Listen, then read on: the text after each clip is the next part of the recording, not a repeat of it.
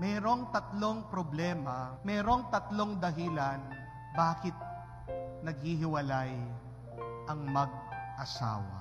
At kailangan natin tignan ang tatlong bagay na ito para mahilom, magamot anuman ang problema na mag-asawa at para maiwasan ang kanilang paghihiwalay.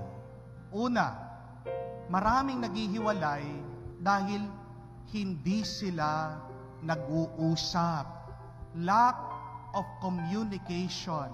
Yan yung madalas na problema. Mas nauuna pa ang sigawan. Mas nauuna pa ang tampuhan.